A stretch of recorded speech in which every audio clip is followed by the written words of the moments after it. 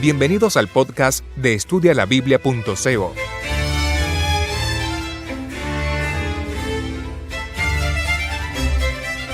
Estudio de Daniel, capítulo 7.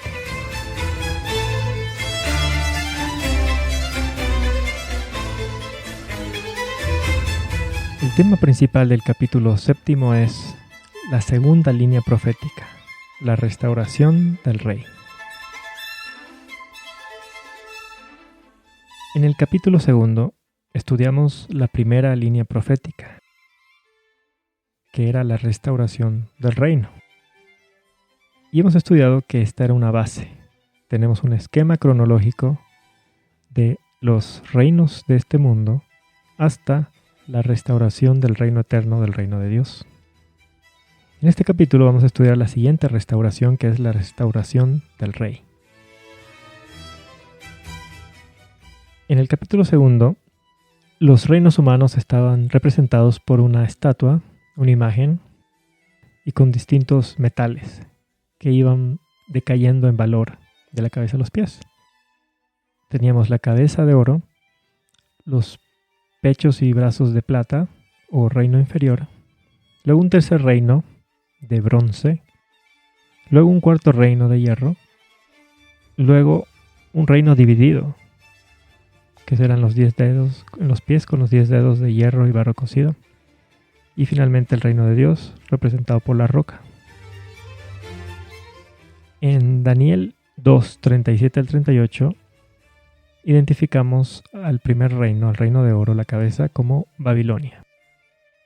Luego en Daniel capítulo 5, en Daniel 5, 28, identificamos al reino inferior, que le seguía al reino de oro, como Medo-Persia.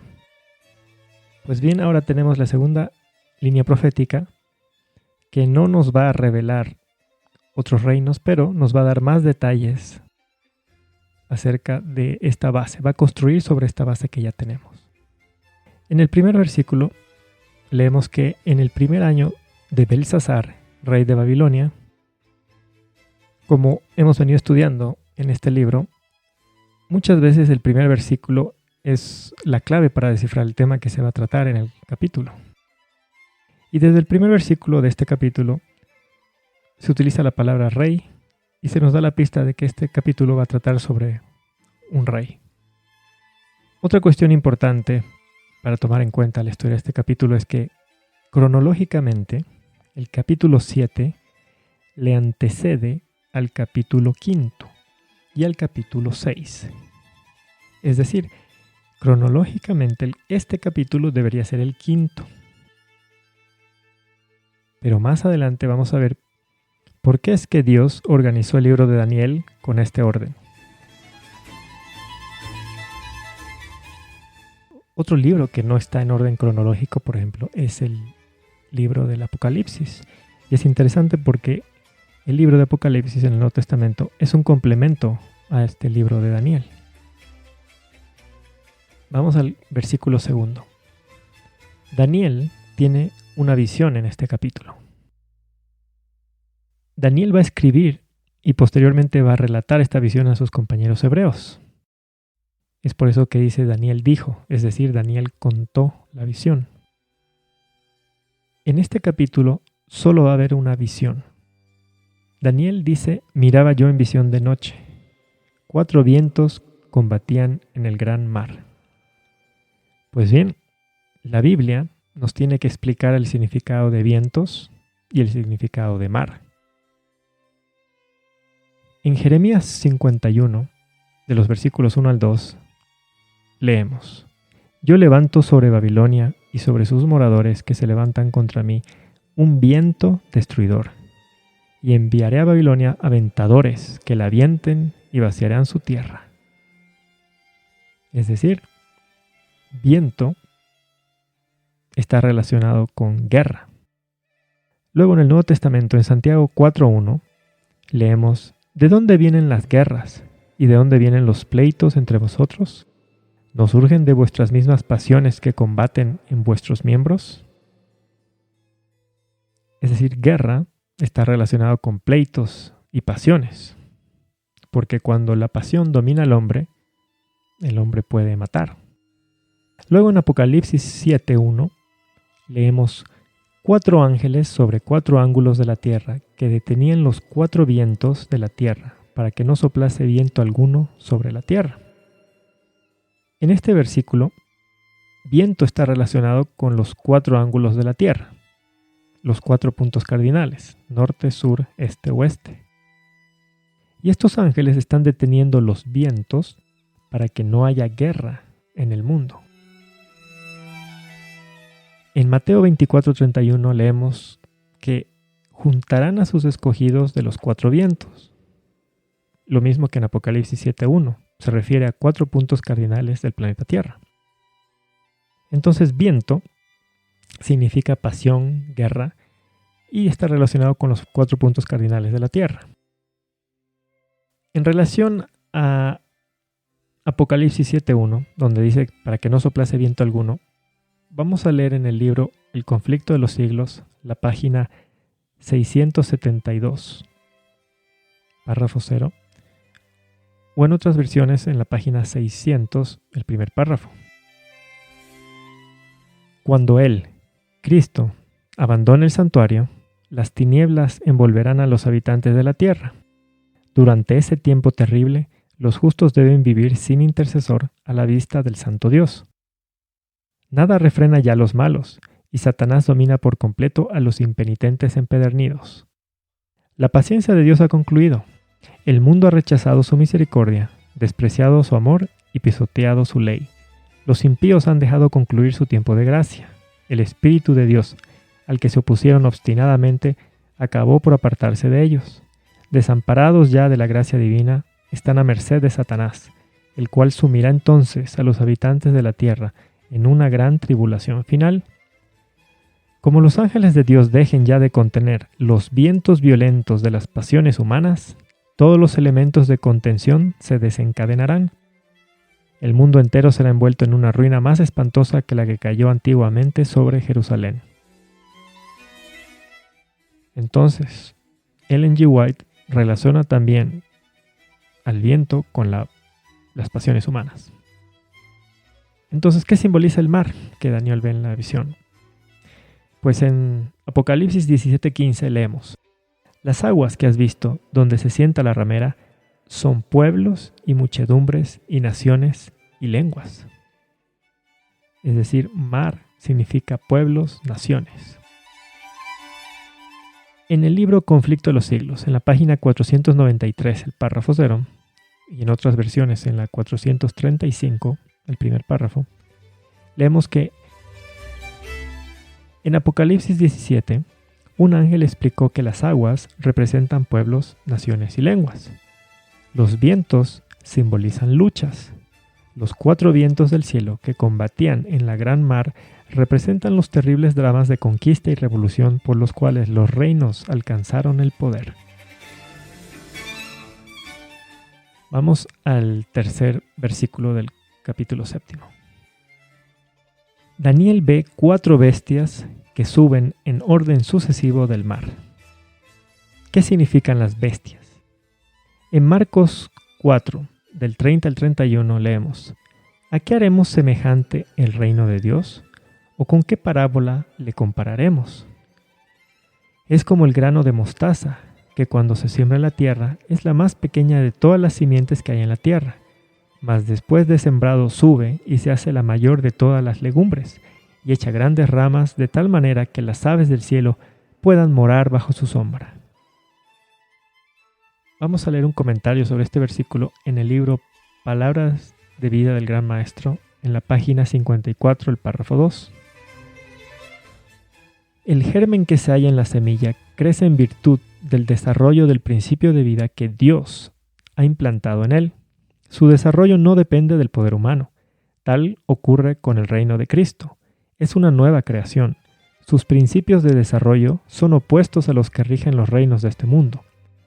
Los gobiernos terrenales prevalecen por la fuerza física, mantienen su dominio por la guerra, pero el fundador del nuevo reino es el príncipe de paz.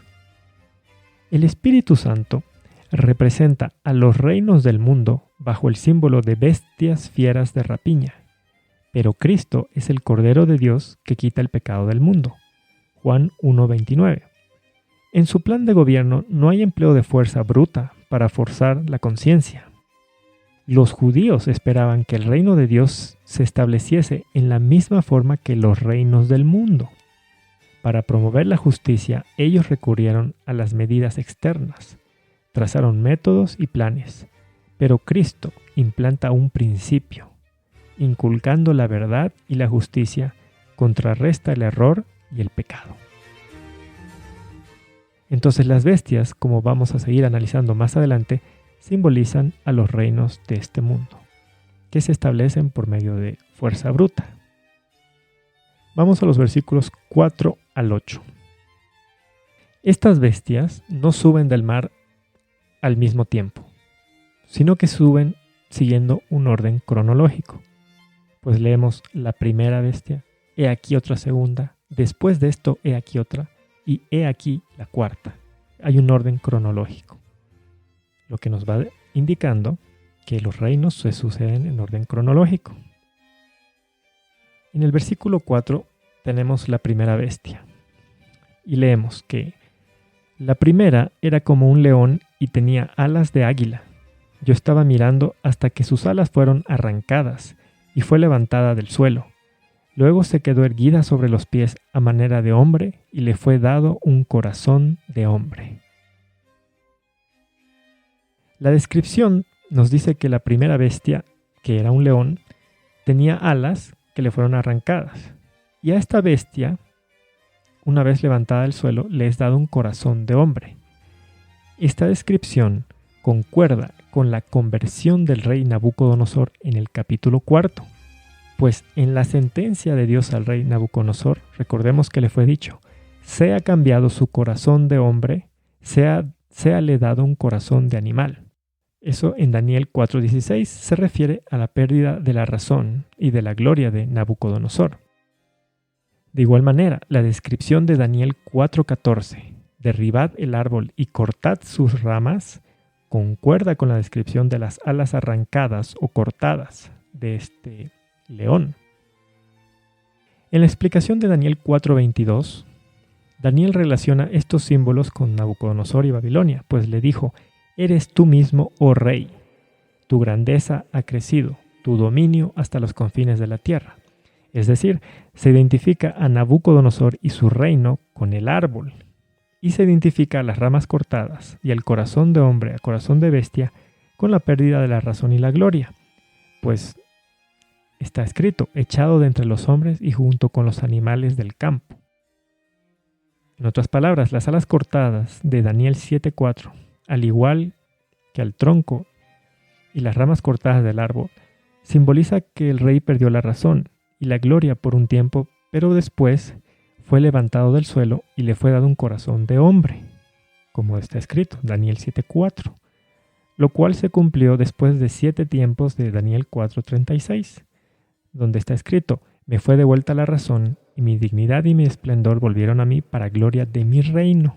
Yo fui restituido a mi reino. En la historia de Nabucodonosor, en el capítulo 4, se nos dio por medio de símbolos el significado de la verdadera conversión. Antes de llegar a ser verdaderos cristianos, tenemos un corazón de bestia, usando la descripción de ese capítulo.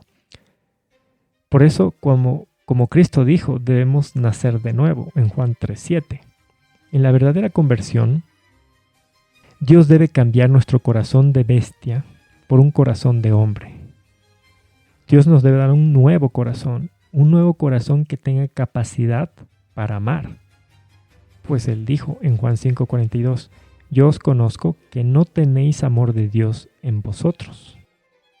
Entonces, no tenemos ese corazón con capacidad para amar, nos debe ser dado uno que sí pueda amar. Porque el amor bíblico es un principio que obedece la ley. Pues en Romanos 13:10 leemos, el cumplimiento de la ley es el amor. El amor obedece, el amor cumple la ley. Pues por eso que el apóstol Juan dice, Si decimos que le amamos, debemos andar como él anduvo, es decir, como él anduvo, obedeciendo la ley. Si yo digo que amo a Dios, no puedo pisotear sus mandamientos, ni siquiera el cuarto. Entonces, la verdadera conversión tiene que ver con una transformación de la naturaleza del hombre. Tiene que ser implantado algo que no poseemos por naturaleza. Y eso fue lo que le ocurrió a Nabucodonosor.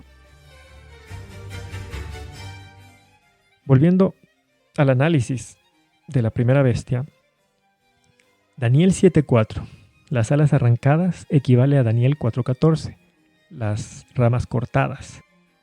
Lo que Daniel 7:4 menciona de que la bestia fue levantada y le fue dado un corazón de hombre, equivale a Daniel 4:16, cuando habla de que se han cambiado su corazón de hombre, se le ha dado un corazón de animal. Luego en Daniel 4:22 tenemos identificado, eres tú mismo, oh rey, es tu dominio. Y luego en Daniel 4:36, yo fui restituido a mi reino. Por lo tanto, la primera bestia es el reino de Nabucodonosor, es Babilonia. Es la cabeza de oro de Daniel 2:32, 37 y 38. Entonces, nuevamente, vemos que la primera bestia equivale a la cabeza de oro, al primer reino, a Babilonia. Vamos a la segunda bestia, en el versículo 5.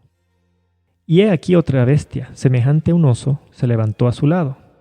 Tenía en su boca 3 costillas entre sus dientes, y le fue dicho así: levántate, devora mucha carne.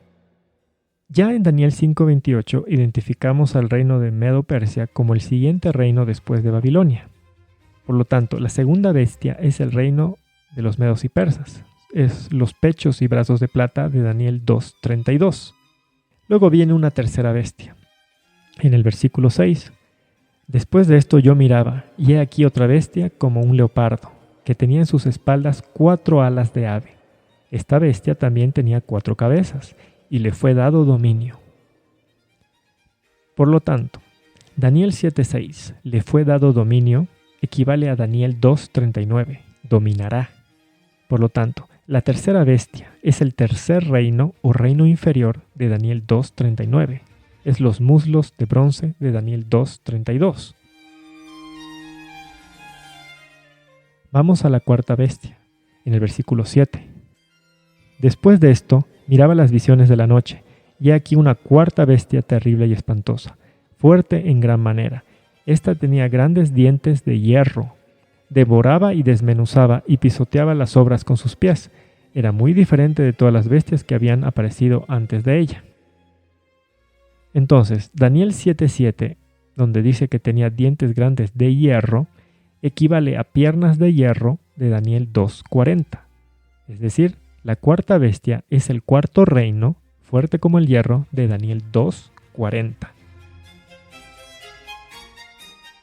En el versículo 7, lo que tenemos son los 10 cuernos, pues dice que tenía 10 cuernos.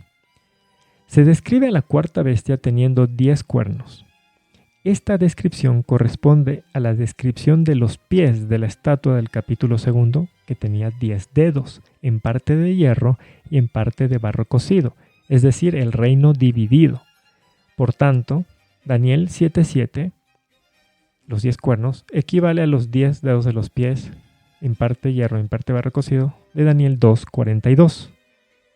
Los 10 cuernos representan el reino dividido, que se mezclará por medio de alianzas humanas, pero no se pegará el uno con el otro, así como el hierro no se mezcla con el barro. Daniel 2:42 al 43. Entonces, hasta ahora estamos viendo que las bestias están siguiendo el mismo orden cronológico y sobre la misma base de Daniel 2. El león equivale a la cabeza de oro, el oso al reino inferior de plata, el leopardo al tercer reino de bronce, y el otro animal o la otra bestia equivale al cuarto reino, al reino de hierro, y los 10 cuernos de la bestia equivalen a los 10 dedos de la estatua, que es el reino dividido. Pero ahora vemos que se agrega sobre esta base otro detalle, un nuevo elemento, un nuevo reino. En el versículo 8 leemos: Mientras yo contemplaba los cuernos, he aquí que otro cuerno, uno pequeño, crecía entre ellos. Y delante de él fueron arrancados 3 de los cuernos anteriores. Y he aquí que en este cuerno había ojos como de hombre y una boca que hablaba blasfemias. O según la traducción dice, hablaba arrogancias. Aquí tenemos un nuevo reino en el esquema cronológico de Daniel, y es el cuerno pequeño. En la descripción de este reino, se establece que este reino debe surgir cronológicamente después de los 10 cuernos y en el mismo territorio geográfico de los 10 cuernos, ya que dice, crecía entre ellos, hasta que finalmente tiene que llegar al poder cuando, como dice la descripción, delante de él fueron arrancados 3 de los cuernos anteriores. Esto indica que este reino del cuerno pequeño ejerce un poder político o civil, al igual que el resto de los otros reinos. Luego, en el versículo 9, tenemos un nuevo elemento. Leemos que estaba mirando hasta que fueron puestos unos tronos, y se sentó un anciano de días. Su vestidura era blanca como la nieve, y el cabello de su cabeza era como la lana limpia. Su trono era como llama de fuego, y sus ruedas fuego ardiente. Versículo 10. Un río de fuego procedía y salía de delante de él. Millares de millares le servían, y millones de millones asistían delante de él. El juez se sentó, y los libros fueron abiertos. Lo que tenemos aquí es una escena de juicio. Tenemos un juez, un tribunal y un juicio con unos libros abiertos. Entonces, en el orden cronológico, después del cuerno pequeño ocurre una escena de juicio. Luego, en el versículo 11, después de la escena de juicio, viene una escena de destrucción, pues dice, yo entonces miraba a causa del sonido de las grandes palabras que hablaba el cuerno, es decir, el cuerno pequeño. Miraba hasta que mataron a la bestia, y su cuerpo fue destrozado y entregado para ser quemado en el fuego. Es una escena de destrucción. Esta escena equivale a la escena del capítulo 2, donde dice, fue también desmenuzado el hierro, el barro cocido, el metal, la plata y el oro. Daniel 2, 34, 35. Vamos a volver a analizar el esquema que tenemos en Daniel 7 en relación a la base de Daniel 2. Como dijimos, el león es el primer reino que ya identificamos como Babilonia, la cabeza de oro. Luego le sigue otro reino, que es el oso, el reino inferior, la plata, es Medo-Persia. Luego un tercer reino de bronce, que equivale al leopardo. Después de este tiene que venir un cuarto reino, el de hierro. Y posteriormente a este tiene que venir un reino dividido, que son los 10 cuernos, que son los 10 dedos en las pies de la estatua. Después del reino dividido debe venir el reino del cuerno pequeño. Luego del cuerno pequeño tiene que haber un juicio. Después del juicio tiene que venir la roca, el reino de Dios, que destruye a todos los otros reinos terrenales. Esta es la base que tenemos. Ya hemos analizado esto en el capítulo 2, pero ¿cuándo debe ocurrir esta destrucción? Pues esta destrucción no ocurre en la segunda venida. Esta destrucción debe ocurrir después del milenio. Entonces vamos a leer en Apocalipsis capítulo 20, donde habla de ese milenio después de la segunda venida de Cristo. Vi a un ángel que descendía del cielo con la llave del abismo y una gran cadena en la mano, y prendió al dragón, la serpiente antigua, que es el diablo y Satanás, y lo ató por 1000 años. Lo arrojó al abismo, lo encerró y puso su sello sobre él para que no engañase más a las naciones hasta que fuesen cumplidos 1000 años. Después de esto debe ser desatado por un poco tiempo. Y vi tronos y se sentaron sobre ellos los que recibieron facultad de juzgar, Vi las almas de los decapitados por causa del testimonio de Jesús y por la palabra de Dios, los que no habían adorado a la bestia ni a su imagen, y que no recibieron la marca en sus frentes ni en sus manos, y vivieron y reinaron con Cristo 1000 años. Pero los otros muertos no volvieron a vivir hasta que se cumplieron 1000 años. Esta es la primera resurrección. Bienaventurado y santo el que tiene parte en la primera resurrección. La segunda muerte no tiene potestad sobre estos, sino que serán sacerdotes de Dios y de Cristo, y reinarán con él 1000 años. Cuando los 1000 años se cumplan, Satanás será suelto de su prisión. Y luego en el versículo 10 leemos que después de que es soltado de su prisión, es lanzado al lago de fuego y azufre, que es la muerte segunda, junto con la bestia y el falso profeta. Ahora, ahí dice, serán atormentados día y noche por los siglos de los siglos. Pero cuando leemos a continuación, en el versículo 21, habla de un cielo nuevo y una tierra nueva. Si la tierra va a ser renovada como un cielo nuevo, una nueva tierra, por fuego y azufre, es ilógico pensar que aquí mismo van a estar ardiendo el diablo y los que están y los ángeles de Satanás y la bestia, el falso profeta, los impíos atormentados día y noche. Es decir, el fuego que purifica la tierra los va a consumir. Y el resultado de quemar algo con fuego, si usted quema un papel con fuego, el resultado es eterno. No es que el fuego arde eternamente, pero el resultado es eterno. Es decir, uno quema algo, desaparece y desapareció para siempre. Entonces lo importante aquí es de que la destrucción ocurre después de los 1000 años. En la segunda venida de Cristo, Cristo no viene con la segunda Jerusalén, no viene con el reino. Él viene para que ocurra lo que en este capítulo de Apocalipsis 20 le llama la primera resurrección, que es la resurrección de todos los muertos en Cristo, que junto con los que llegaron vivos hasta ese momento van a ser llevados, como dice ahí, a reinar con Cristo por 1000 años.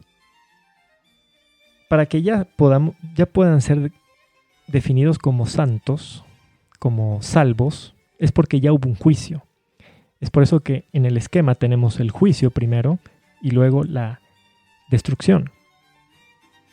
Ahora, aquí en este capítulo estamos leyendo que los impíos en la tercera venida de Cristo, cuando Cristo trae la nueva Jerusalén y los santos están dentro de la ciudad, hay otro juicio. Pero ese ya es un juicio para dictar la sentencia sobre los impíos. Por eso leemos en el versículo 4, vi tronos, se sentaron sobre ellos los que recibieron facultad de juzgar. ¿Y quiénes eran? Eran los que habían sido decapitados por causa del testimonio de Jesús, por la palabra de Dios, los que no habían adorado a la bestia en su imagen, los que no recibieron la marca de la bestia en su frente, en sus manos, aquellos que fueron a reinar con Cristo por mil años, es decir, los redimidos, que están dando en la tercera venida van a dar sentencia sobre los impíos, que son resucitados en esa que le llama la segunda resurrección. Es por eso que en el versículo 6 leemos bienaventurado y santo el que tiene parte en la primera resurrección, es decir, en ocasión de la segunda venida de Cristo. Y dice, la segunda muerte no tiene potestad sobre estos. Es decir, el infierno, la destrucción, es la muerte segunda. Esa es la definición bíblica de ese fuego. Es una muerte, porque la paga del pecado es muerte, muerte segunda. La paga del pecado no es tormento eterno, no es castigo que te van a estar castigando eternamente. El resultado es eterno, porque es una muerte eterna, que sea como si nunca hubieses existido. Pues bien, en el versículo 12 de Daniel capítulo 7, leemos, pero le fue dada prolongación de vida hasta un tiempo definido. Como veremos más adelante, aquí lo que está hablando es que las doctrinas y acciones de estas bestias son prolongadas por un tiempo definido. Lo que estas bestias, estos imperios hicieron, el espíritu diabólico que les llevó a hacer, fue prolongado. No estamos hablando de prolongación de vida a un ser humano o a un reino específico. ¿Ok? Porque, recordemos, estamos hablando de imperios, no de hombres. Es cierto que un imperio tiene una cabeza visible. En el caso de Babilonia, Nabucodonosor. Pero Nabucodonosor murió ¿Y quién tomó las riendas del reino? Su nieto, Belsasar. Es decir, el hombre va y viene, pero el imperio puede seguir a la cabeza de otro hombre. ¿Por qué es importante esto? Porque hay gente que luego estudia las bestias en Apocalipsis y empieza a decir que son hombres. Y cuando llega a la cabeza que fue herida de muerte, dice: este hombre representa a un hombre que, como dice, le fue dado prolongación de vida, o la herida de muerte sanó. Piensan que es un hombre que va a volver de la muerte, que va como que resucitar, y dicen que fue un papa, el Papa Juan Pablo II, que murió y que luego va a resucitar. O sea, sacan unas teorías tremendas, así de ciencia ficción, porque no estudian la base en el capítulo 2 de Daniel y no estudian correctamente, porque aquí estamos viendo de que hay un orden, de que las bestias representan imperios, reinos humanos, terrenales, y hay un orden cronológico para poder identificar quiénes son estos reinos. En el versículo 13 leemos que a esa escena de juicio llegó uno como hijo del hombre, uno que venía en las nubes del cielo al anciano de días y le hicieron acercarse delante de él. Y dice en el versículo 14 que le fue dado dominio, gloria y reino para que todos los pueblos y naciones y lenguas le sirvieran. Su dominio es dominio eterno que nunca pasará, y su reino uno que nunca será destruido. Ahora, ¿quién es el anciano de días? En Daniel 4:34 leímos que cuando Nabucodonosor alza sus ojos al cielo, dice: bendije al Altísimo, alabé y glorifiqué al que vive para siempre. En Daniel 5:18 leímos: el Altísimo Dios dio a tu Padre el reino. Podemos leer en el Salmo 11, versículo 4: Jehová está en su santo templo, tiene en el cielo su trono. En el Salmo 103:19, Jehová estableció en los cielos su trono. Luego en Ezequiel 1:16 leemos que Ezequiel vio en visión lo mismo que Daniel y describe lo mismo. Dice: el aspecto de las ruedas y su obra era semejante al color del crisólito. Es decir, vi un trono que tenía ruedas. En Ezequiel 1:26 leemos: por encima de la bóveda que estaba sobre sus cabezas había la forma de un trono que parecía de piedra de zafiro, y sobre dicha forma de trono estaba alguien semejante a un hombre. Entonces el profeta Ezequiel, al igual que el profeta Daniel, vio en visión al trono de Dios y vio que tenía ruedas. Esto nos quiere enseñar que el trono de Dios Padre es movible. Es muy importante que Ezequiel y Daniel describen al trono de Dios con ruedas, porque nos quieren decir que se mueve. Y se mueve es porque hay un motivo para que se mueva. Se tiene que mover de un lugar a otro. Esto va a quedar más claro a medida que estudiemos el capítulo 8 y 9. El trono de Dios tiene que ser movible. ¿Por qué? Porque se va a mover del lugar santo al lugar santísimo del santuario celestial. Ese es su santo templo. Vamos a leer en el libro Profetas y Reyes, en la página 393, el párrafo 1. A orillas del río Chebar, Ezequiel contempló un torbellino que parecía venir del norte. Una gran nube con un fuego envolvente y en derredor suyo un resplandor y en medio del fuego una cosa que parecía como de ámbar. Cierto número de ruedas entrelazadas unas con otras eran movidas por 4 seres vivientes. Muy alto por encima de estos veíase la figura de un trono que parecía de piedra de zafiro, y sobre la figura del trono había una semejanza que parecía un hombre sentado en él. Y apareció en los querubines la figura de una mano humana debajo de sus alas. Las ruedas eran tan complicadas en su ordenamiento que a primera vista parecían confusas, y sin embargo se movían en armonía perfecta. Seres celestiales, sostenidos y guiados por la mano que había debajo de las alas de los querubines, impelían aquellas ruedas.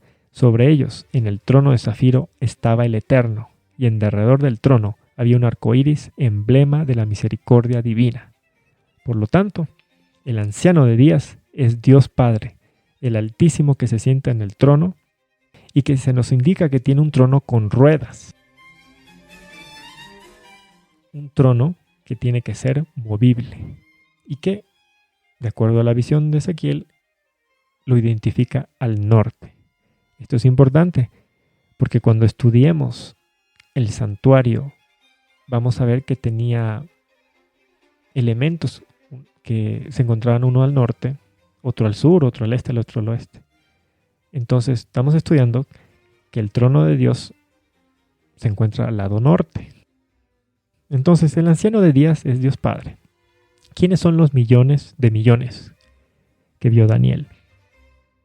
En Mateo 18:10 leemos: Mirad, no tengáis en poco a ninguno de estos pequeños, porque os digo que sus ángeles en los cielos ven siempre el rostro de mi Padre que está en los cielos.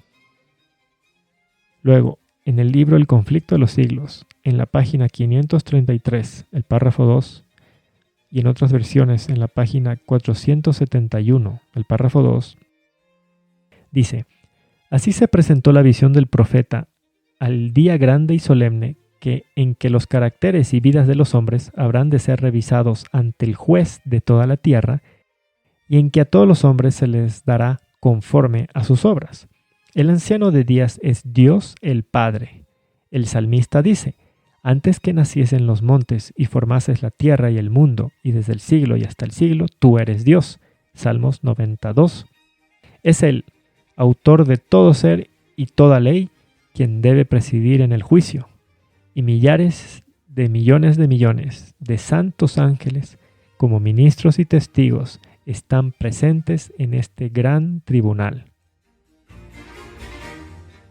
Por lo tanto, los millones de millones son los ángeles testigos, que anotan todas las obras de los hombres en los registros que están en el cielo. Ahora, hemos leído que hay libros abiertos en esta escena de juicio. En el libro El conflicto de los siglos, en la página 477, el párrafo 2, leemos: Los pecados que no hayan inspirado arrepentimiento, que no hayan sido abandonados, no serán perdonados ni borrados de los libros de memoria, sino que permanecerán como testimonio contra el pecador en el día de Dios.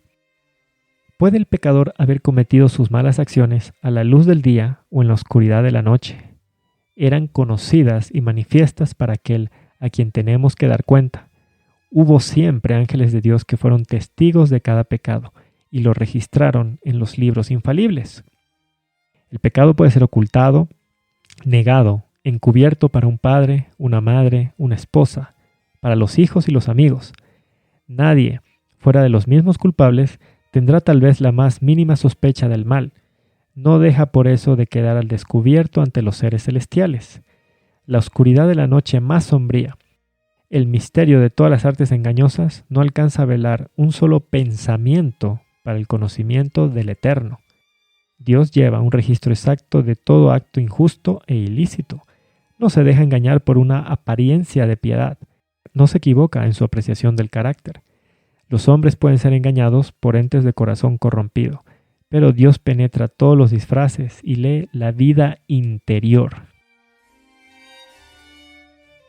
Va a llegar el día, en ocasión de la tercera venida de Cristo, cuando esos libros van a ser abiertos y se va a dar a conocer los pecados de los hombres, de los que salieron reprobados en el juicio.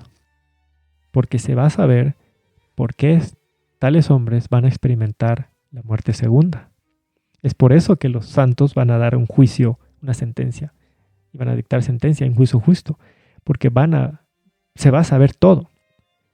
Entonces, esos libros que fueron abiertos son el libro de buenas obras, descrito en Malaquías 3:16.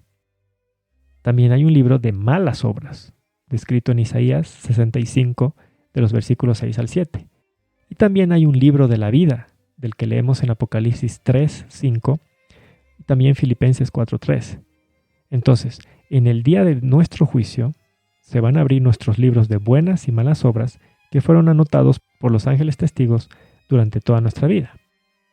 Finalmente, Daniel vio a uno como hijo del hombre que se presenta ante el anciano de días. ¿Quién es el hijo del hombre? Mateo 9, del 4 al 6, leemos que Jesús dijo: para que sepáis que el Hijo del Hombre tiene autoridad para perdonar pecados en la tierra. En Mateo 16:13 leemos, al hablar de sí mismo, Cristo dijo, ¿quién dicen los hombres que es el Hijo del Hombre? Por lo tanto, el Hijo del Hombre es Cristo que se presenta en el juicio ante Dios Padre. Cristo está ante el Padre para ser el mediador entre Dios Padre y nosotros pecadores, tal y como está escrito en 1 Timoteo 2:5.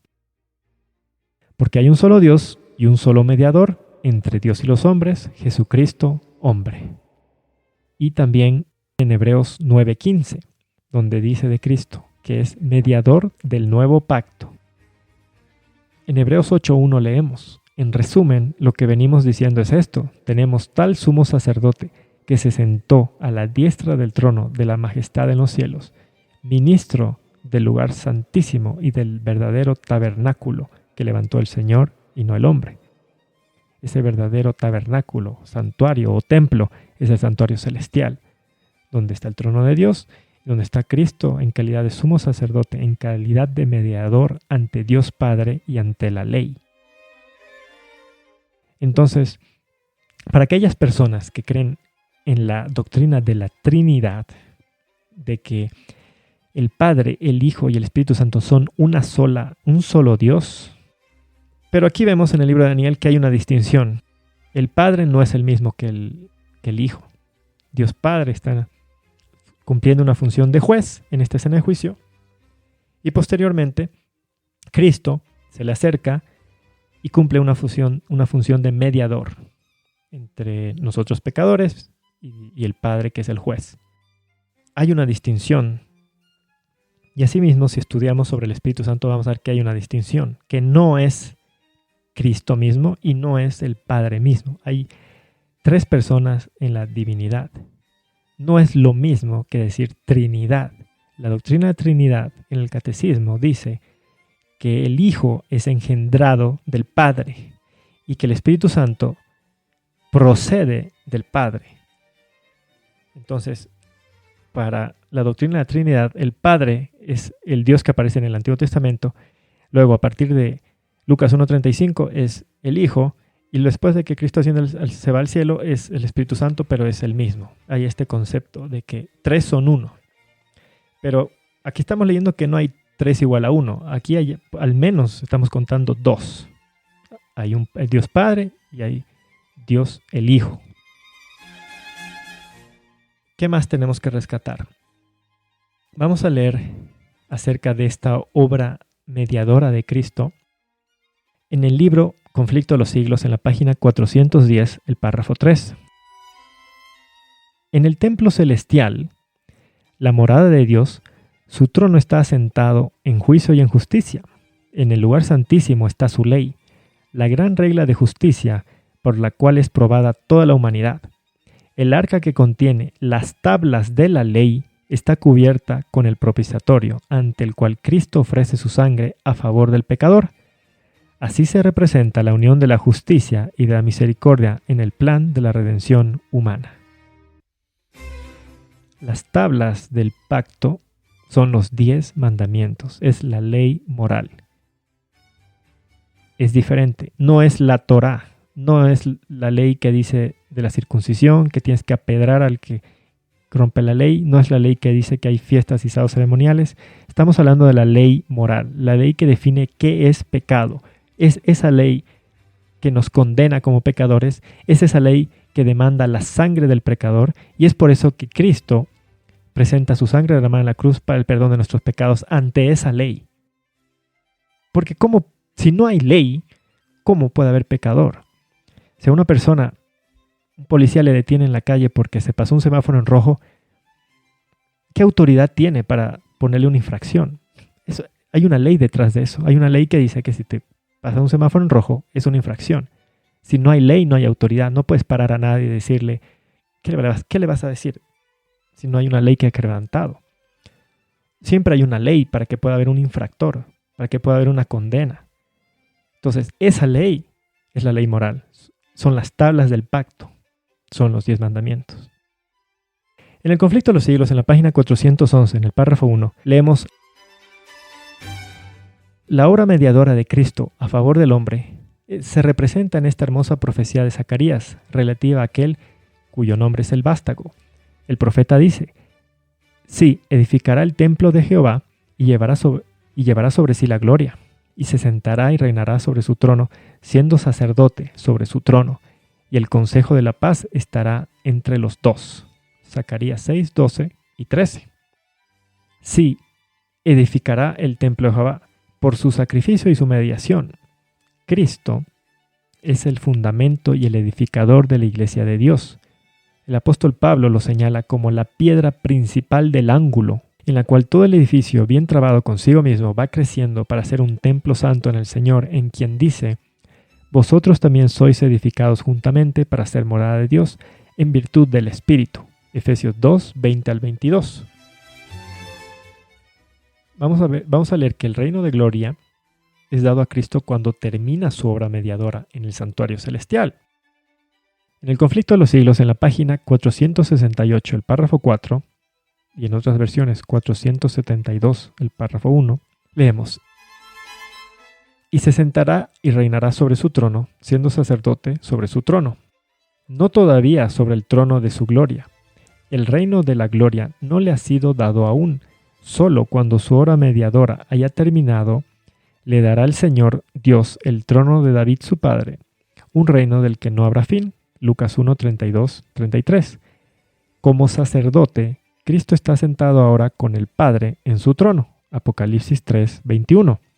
En el trono, en compañía del Dios eterno que existe por sí mismo, está aquel que ha llevado nuestros padecimientos y con nuestros dolores.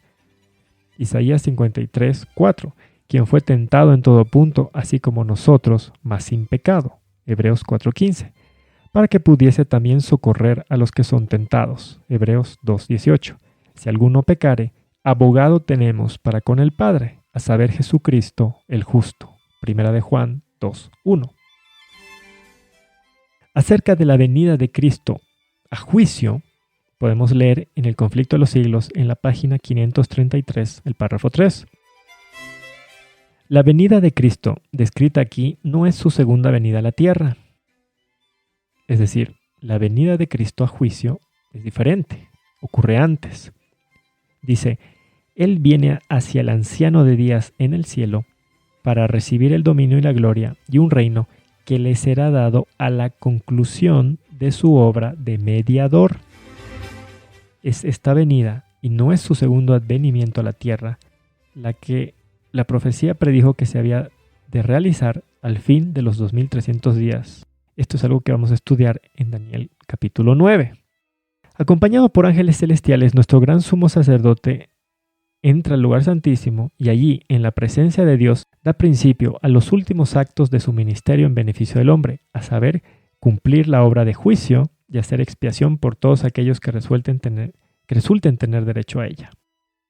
En el rito típico, es decir, el ritual simbólico del santuario terrenal, solo aquellos que se habían presentado ante Dios arrepintiéndose y confesando sus pecados, y cuyas iniquidades eran llevadas al santuario por medio de la sangre del holocausto, tenían participación en el servicio del día de las expiaciones.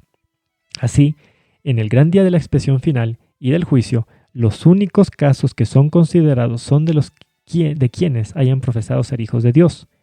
El juicio de impíos es obra distinta y se verificará en fecha posterior, es decir, después del milenio.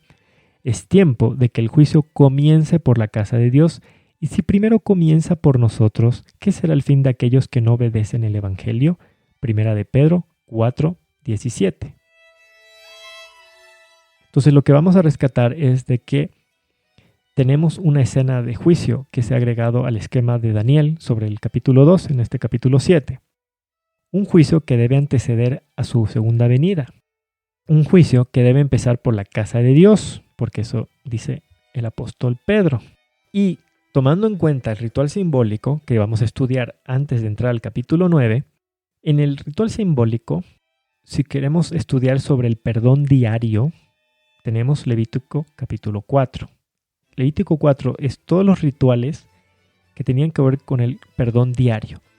Y todos tienen que ver con la transferencia del pecado por una muerte sustitutiva de un animal sustituto a través de la sangre dentro del santuario, y a veces también era por la carne del animal, y el sacerdote tenía que comer esa carne. Pero de igual manera, por medio de símbolos, se nos enseña de que el pecado tenía que ser transferido diariamente dentro del santuario, diariamente, esto era un perdón diario, para que esos pecados que han sido transferidos del pueblo al santuario, en Levítico 16 puedan ser expiados, porque Levítico 16 ya no es perdón diario, Levítico 16 es expiación de pecados, es borrar pecados que han sido perdonados.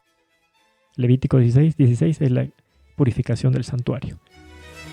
¿Por qué se purifica el santuario? Porque diariamente han sido transferidos los pecados del pueblo al santuario. Y llega un día en el que tienen que ser borrados.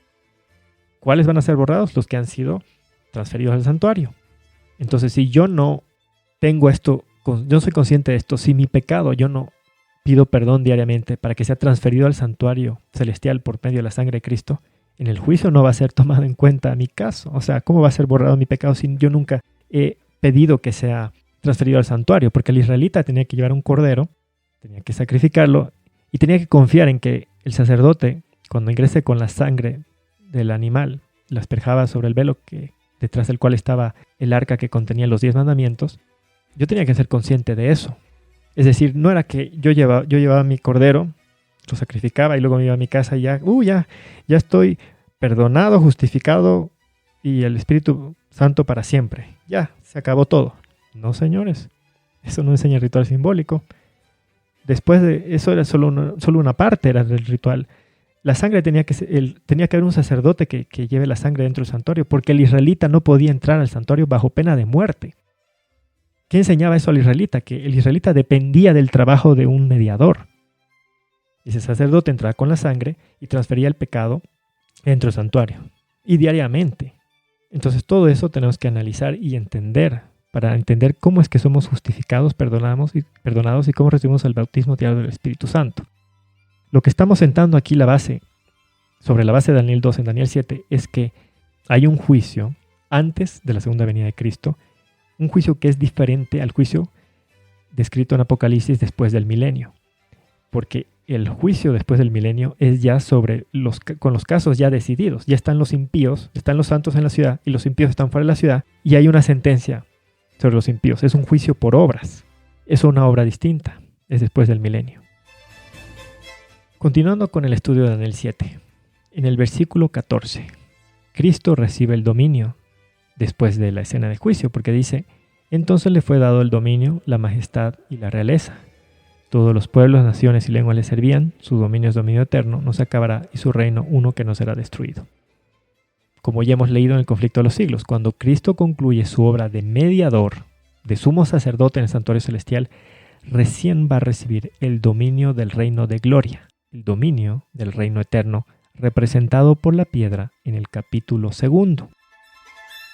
Ahora, entre el versículo 13 y 14 de Daniel 7 hay un tiempo, porque tenemos escena de juicio y luego tenemos que se acaba la obra de Cristo como mediador y le es entregado el dominio, la majestad y la realeza para que venga por segunda vez a la tierra. Hay un tiempo entre el versículo 13 y el 14. Antes de que se cumpla el verso 14, tiene que terminar su trabajo de mediador del versículo 13. Es por eso que hemos leído que solo cuando su obra mediadora haya terminado, le dará el Señor Dios el trono de David su padre, Lucas 1, 33 y 32. O también como hemos leído que le será dado a la conclusión de su obra de mediador el reino. Ahora, en la parábola de las 10 vírgenes, Cristo mismo reveló que el reino de gloria no lo puede recibir hasta que termine su obra de mediador, hasta que Cristo regrese de las bodas. Vamos a leer en el conflicto de los siglos, en la página 480, desde el párrafo 2, en otras versiones desde la página 423, el párrafo 2, lo siguiente. Según la parábola, fueron las que tenían aceite en sus vasos con sus lámparas quienes entraron a las bodas.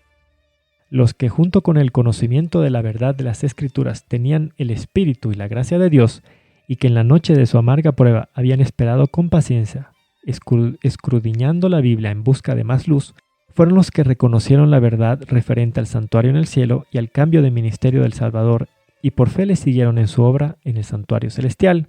Y todos los que por el testimonio de las Escrituras aceptan las mismas verdades, siguiendo por fe a Cristo mientras se presentan ante Dios para efectuar la última obra de mediación y para recibir su reino, Daniel 7:14, a la conclusión de esta, todos esos están representados como si entraran en las bodas.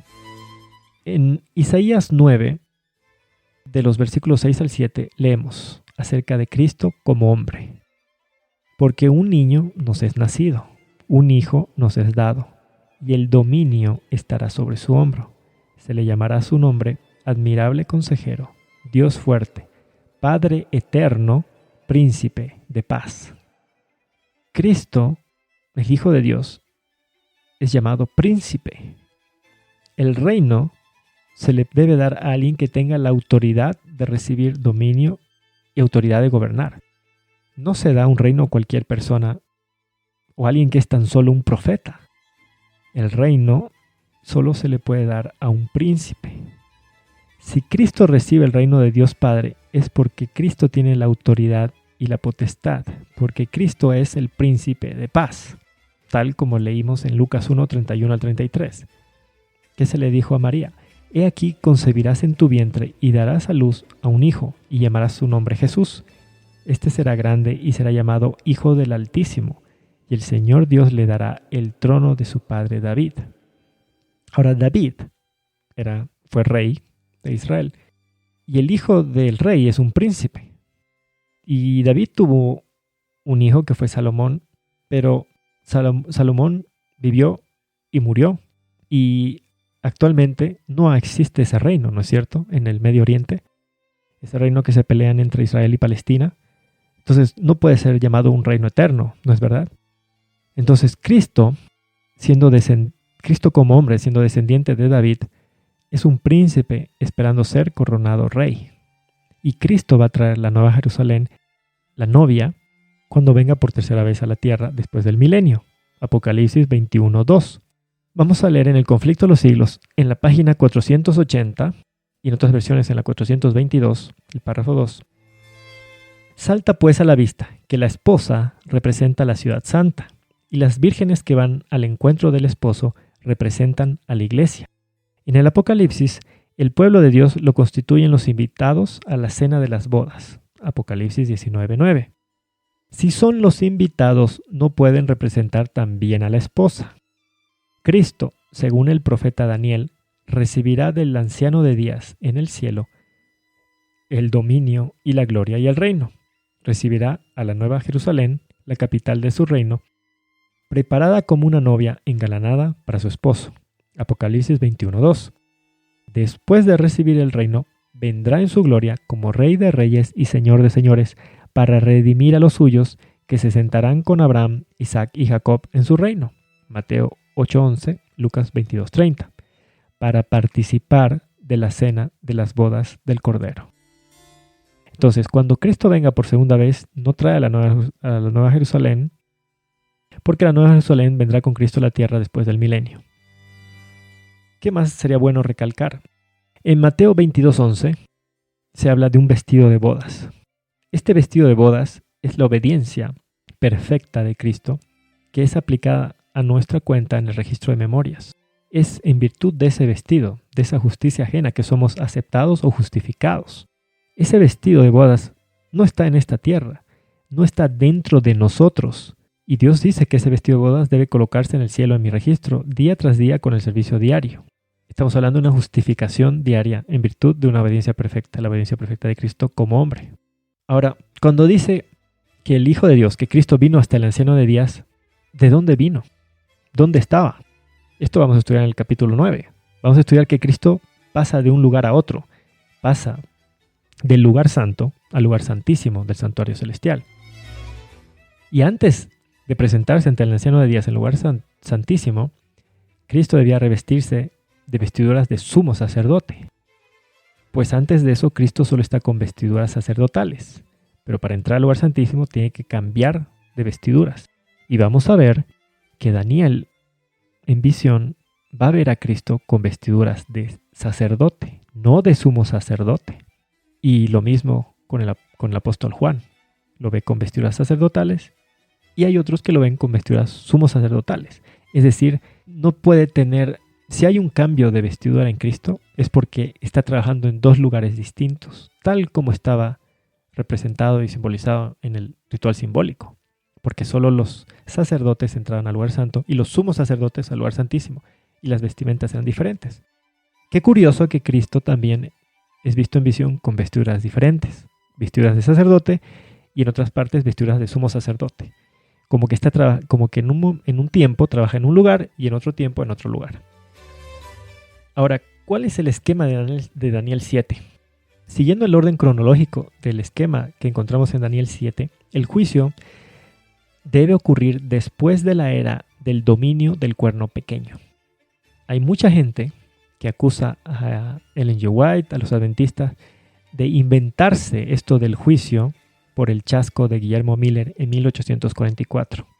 Bíblicamente hablando, el profeta Daniel le es revelado una escena de juicio que ocurre después de la era del dominio del cuerno pequeño y antes de la segunda venida de Cristo, antes de la tercera venida de Cristo. Dios no necesita del juicio ni de libros de memoria, pues Él es omnisapiente y lo conoce todo de principio a fin por la eternidad. Entonces, ¿por qué hay un juicio con obras y con testigos y con libros? Porque el juicio es para nosotros, para los seres creados, para todos los seres, los ángeles, todos los seres del universo entero creado por Dios, para que no quepa la menor duda de que Dios ha sido justo y misericordioso por igual con cada uno de los seres humanos que poblaron en este planeta Tierra. Después del milenio, cuando se abran los registros de todos los impíos, se va a ver que todo hombre y toda mujer en este planeta Tierra tuvo las mismas posibilidades de salvarse, le fue revelada la misma luz, las mismas misericordias, las mismas justicias, y unos aceptaron, otros rechazaron, y todo fue decisión propia. Entonces, por eso es que hay libros de buenas obras y de malas obras, porque si la salvación no es por obras, ¿por qué hay un libro de buenas obras? Porque se va a revelar que mientras que hubo uno que prefirió irse de fiesta y de parranda, hubo otro que prefirió estudiar la palabra de Dios. Y a lo mejor vivían en la misma casa, a lo mejor eran hermanos, a lo mejor era un esposo y una madre. Tuvieron las mismas oportunidades, pero tomaron caminos diferentes. Entonces, ese libro de buenas obras condena a aquel que rechazó la verdad. Y eso es algo que nos debería hacer meditar. Que ese libro de buenas obras de los redimidos va a testificar en contra de los impíos, pues las buenas obras revelarán que los redimidos pasaron por las mismas pruebas, los mismos sufrimientos, tuvieron las mismas pruebas de la existencia del poder de Dios y escogieron ponerse del lado de la verdad y la justicia, mientras que los impíos escogieron la mentira, el error y el pecado. Es por eso que hay un libro de buenas obras. Es por eso que en Apocalipsis 20, 21, 22 leemos de que después del milenio los santos se sientan a juzgar. ¿Por qué se sientan a juzgar? Porque sus libros de buenas obras testifican en contra de los impíos. Porque en una misma familia, en una misma casa, va a haber uno que se va a salvar, va a haber otro que se va a perder. Y se tiene que ver que ambos tuvieron las mismas oportunidades, surgieron de las mismas condiciones, y uno tomó un camino y el otro camino. Los libros de malas obras de los impíos testificarán contra ellos mismos, mientras que los libros de malas obras de los santos van a ser limpiados con la sangre del Cordero en el juicio. Los nombres de los redimidos estarán para siempre registrados en el libro de la vida del Cordero, mientras que los nombres de los impíos va a ser borrado del libro de la vida. El juicio de Dios en el santuario celestial es real, es literal, es bíblico. Leemos en Job 19:29, «Temed por vosotros ante la espada, porque la espada representa la ira contra las iniquidades, para que sepáis que hay un juicio». Salmos 9 del 7 al 8. «Pero Jehová permanecerá para siempre, ha dispuesto su trono para juicio. Él juzgará al mundo con justicia, hará juicio a los pueblos con rectitud». Eclesiastés 11:9. «Alégrate, joven, en tu adolescencia, tenga placer tu corazón en los días de tu juventud. Anda según los caminos de tu corazón y según la vista de tus ojos. Pero ten presente que por todas estas cosas Dios te traerá a juicio». Isaías 5:16. «Pero Jehová de los ejércitos será exaltado en el juicio. El Dios santo será reconocido como santo por su justicia». Isaías 54:17. no prosperará ninguna herramienta que sea fabricada contra ti. Tú condenarás toda lengua que se levante contra ti en el juicio. Mateo 5, 21 al 22. Habéis oído que fue dicho a los antiguos, no cometerás homicidio, y cualquiera que comete homicidio será culpable en el juicio. Pero yo digo que todo aquel que se enoja con su hermano será culpable en el juicio. Mateo 12, 36. Pero yo os digo que en el día del juicio los hombres darán cuenta de toda palabra ociosa que hablen. Hebreos 9, 27 al 28. Entonces, tal y como está establecido que los hombres mueran una sola vez y después el juicio, así también Cristo fue ofrecido una sola vez para quitar los pecados de muchos. 1 Pedro 4, 17. Porque es tiempo de que el juicio comience por la casa de Dios. Y si primero comienza por nosotros, ¿cómo será el fin de aquellos que no obedecen el Evangelio de Dios? 1 Juan 4:17. En esto se ha perfeccionado el amor entre nosotros para que tengamos confianza en el día del juicio. Apocalipsis 14 del 6 al 7. Vi a otro ángel que volaba en medio del cielo, que tenía el Evangelio eterno para predicarlo a los que habitan en la tierra, a toda nación y raza, lengua y pueblo. Decía a gran voz: temed a Dios y dadle gloria, porque ha llegado la hora de su juicio. Y finalmente Eclesiastés 12, 3 al 14. La conclusión de todo el discurso oído es esta: teme a Dios y guarda sus mandamientos, pues esto es el todo del hombre, porque Dios traerá a juicio toda acción junto con todo lo escondido, sea bueno o sea malo. Entonces, el juicio es bíblico, es literal. Daniel vio en visión una escena de juicio con un juez con libros abiertos y con un mediador entre Dios y los hombres. Es literal, hay un juicio literal. Y si bien muchos de estos versículos que hemos leído, algunos aplican al juicio que ocurre antes de la segunda venida y otros aplican al juicio después del milenio, tenemos que entender que hay un juicio literal antes de la segunda venida de Cristo. Y que en base a ese juicio, Cristo viene por segunda vez a recoger a los redimidos. Los impíos van a quedar en esta tierra convertidos en estiércol, van a ser resucitados en la tercera venida y ahí va a haber un juicio basado en las obras. Esto es literal. Entonces, en el esquema de Daniel 7 tenemos el león, luego el oso, luego el leopardo, luego un animal que es descrito a veces como un dinosaurio, pero sería extraño que Daniel haya visto en visión un animal que no es bíblico. Tomar en cuenta que tuvo que haber sido un animal que él no conocía en esa región de donde él vivió, que pudo haber sido a lo mejor un elefante. Tenemos el león, el oso, el leopardo, el elefante, los 10 cuernos, luego el cuerno pequeño y una escena de juicio. Entonces, sobre la base del esquema de Daniel capítulo 2 se agregan dos nuevos elementos, el cuerno pequeño y la escena de juicio, antes de que la piedra haga impacto en los pies, antes de que se establezca el reino eterno del Altísimo. Luego, en el versículo 15 leemos que los ángeles interpretan la visión. En el versículo 15 tenemos el fin de la visión. Daniel dice: en cuanto a mí, Daniel, mi espíritu se turbó a causa de esto, y las visiones de mi cabeza me alarmaron. En el versículo 16, Daniel preguntó a uno de los ángeles que se encontraban allí qué significaba la visión. En los versículos 17 al 18 tenemos la interpretación del ángel. El ángel le respondió: estas 4 bestias son 4 reyes que se levantarán en la tierra. Pero los santos del Altísimo tomarán el reino y lo poseerán por los siglos y por los siglos de los siglos. Fue una interpretación muy breve, pero tenemos claro que mucha gente utiliza esta partecita donde dice son 4 reyes para decir que son 4 hombres. Pero a lo largo, desde el capítulo 2, hemos visto que es cierto que un reino tiene una cabeza visible, un rey. Pero estamos hablando de reinos, porque el hombre muere y el reino continúa. En los versículos 19 al 22 leemos que Daniel no se quedó satisfecho con esta breve interpretación del ángel. Entonces formula una segunda pregunta. Lo que él pregunta es: ¿qué significa la cuarta bestia? Los 10 cuernos, el cuerno pequeño y la escena de juicio. En el versículo 23, el ángel responde acerca de la cuarta bestia. Le dice: la cuarta bestia será un cuarto reino en la tierra, el cual será diferente de todos los otros reinos. A toda la tierra devorará, la trillará y despedazará. Entonces, estamos viendo que está hablando de un reino diferente a otros reinos. Entonces las bestias representan reinos. Está hablando en tiempo futuro el ángel porque dice, será, devorará, trillará. Es decir, es un tiempo futuro para los días de Daniel. Luego el ángel da la explicación de los 10 cuernos en el versículo 24. En cuanto a los 10 cuernos de aquel reino, se levantarán 10 reyes.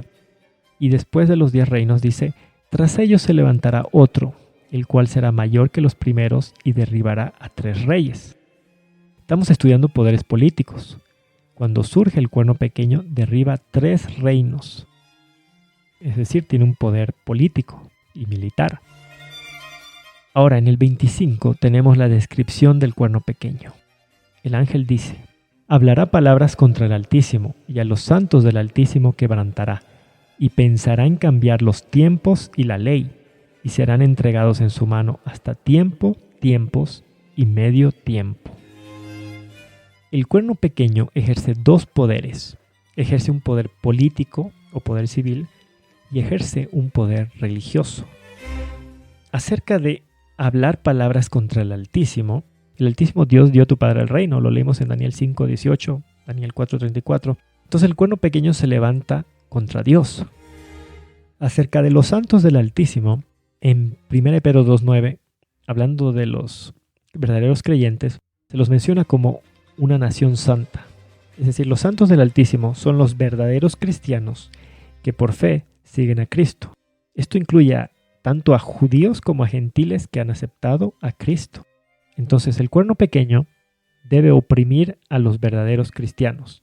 El cuerno pequeño se levanta contra Dios y va a oprimir a los verdaderos cristianos. Son 2 descripciones. La tercera, cambiar los tiempos y la ley. La ley de Dios. ¿Cuál mandamiento de la ley involucra tiempo? El único mandamiento de la ley de Dios que involucra tiempo es aquel que dice, 6 días trabajarás, mas el 7º día es el día de descanso para tu Dios. El 7º día de la semana, comúnmente llamado sábado, es un día santo de Dios que fue cambiado por el domingo pagano del dios Sol, de Baal, Satanás. Esto es lo que cumple la profecía. Vamos a leer en el Conflicto de los Siglos, en la página 499, el párrafo 2. El papado intentó alterar la ley de Dios. El segundo mandamiento, que prohíbe el culto de las imágenes, ha sido borrado de la ley. Y el cuarto mandamiento ha sido adulterado, de manera que autoriza la observación del primer día en lugar del 7º como día de reposo. Pero los papistas aducen, para justificar la supresión del segundo mandamiento, que este es inútil puesto que ya está incluido en el primero, y que ellos dan la ley tal cual Dios tenía propuesto que fuese entendida.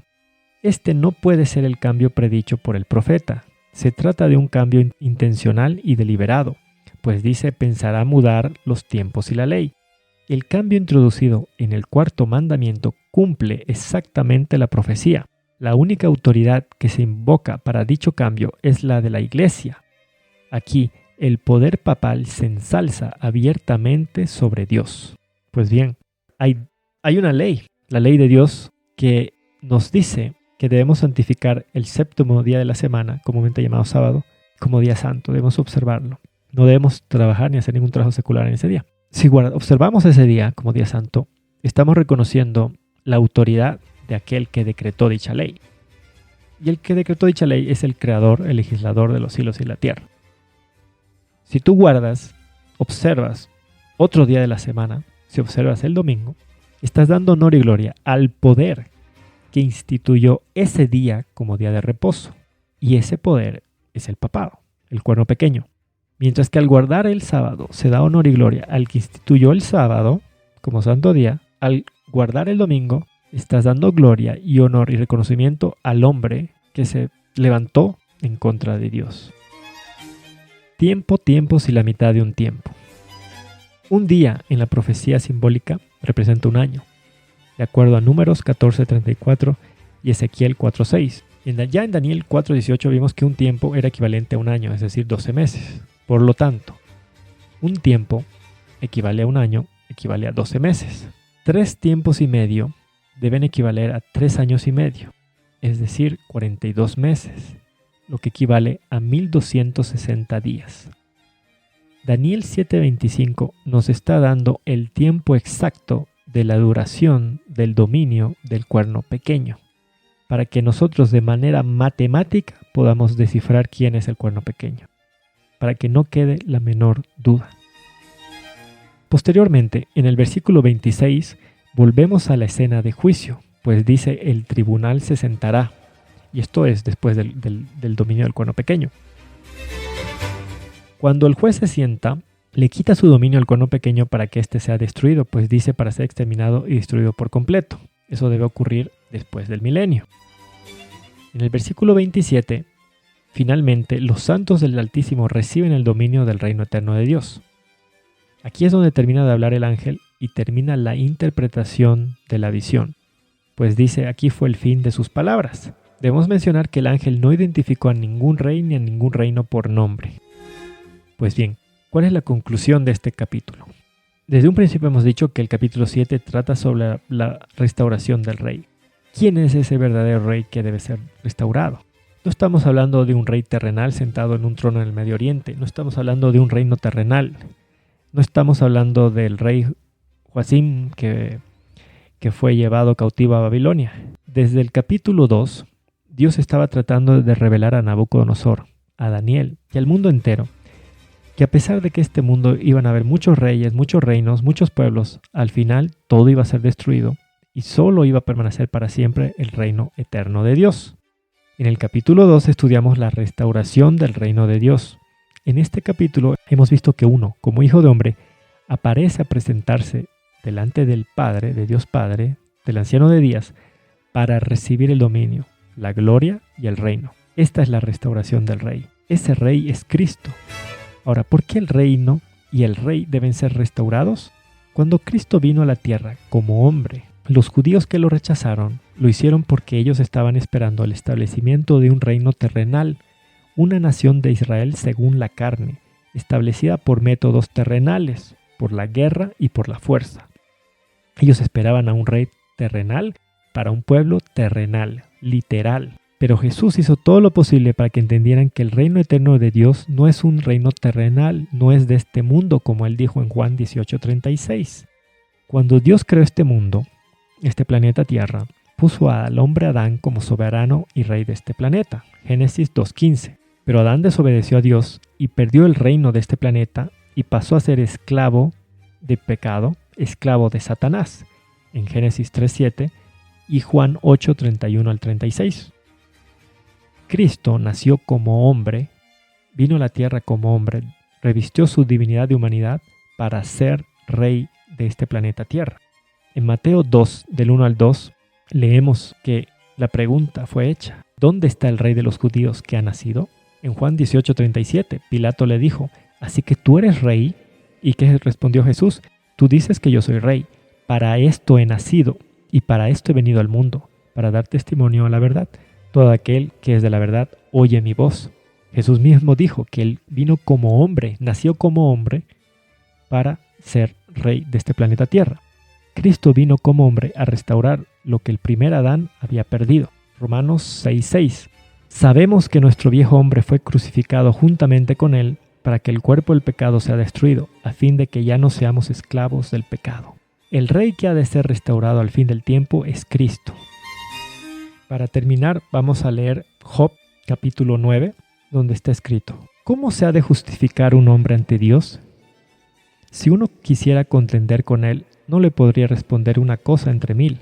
Él es sabio de corazón y poderoso en fuerza. ¿Quién se ha endurecido contra él y ha quedado ileso? Él hace cosas tan maravillosas que son inescrutables, y maravillas que no se pueden enumerar. Si él cruza junto a mí y yo no le veo, él pasa sin que yo le comprenda. ¿Cómo pues podré responderle? ¿Podré yo escoger mis palabras para con él? Aun siendo justo, no podría responder, más bien pediría clemencia en mi causa. Si se trata de fuerzas, he aquí que es poderoso. Si se trata de juicio, ¿quién le convocará? Si me declaro justo, mi boca me condena. Si íntegro, él me declara culpable. ¿Soy íntegro? Ni yo mismo me conozco. Desprecio mi vida, da lo mismo, por lo cual digo: al íntegro y al impío él los consume. Amén. Que Dios los bendiga.